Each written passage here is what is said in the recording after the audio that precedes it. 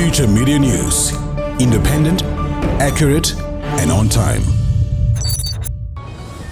The impact of this accusation or corrupt act within the ministry is quite significant, because remember, this is one of the most strategic ministry that we have, and we started off so well in terms of creating an image that Namibia is a transparent country. When you send out such an image to the world, and now there are scenarios or there are stories that are emerging like this, it dents your credibility, it dents your reputation. The most bad thing is the fact that we are just at the infant stage of our oil discovery, and we did not even get the oil off the ground yet. And if you look at the magnitude of the investment which are needed at the appraisal stage and also developing an oil field, they are so huge. We are risking investment flow to the country, especially in the oil and the gas sector.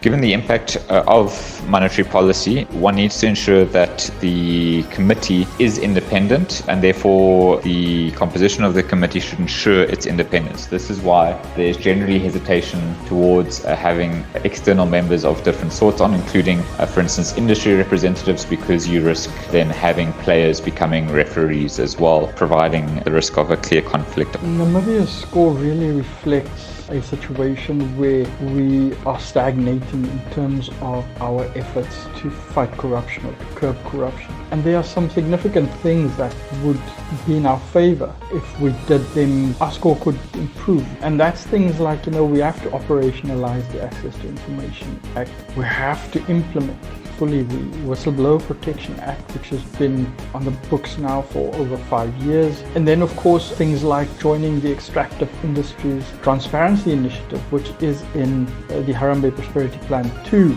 It falls to all of society to make sure that we move in the right direction in terms of dealing and curbing corruption in this country.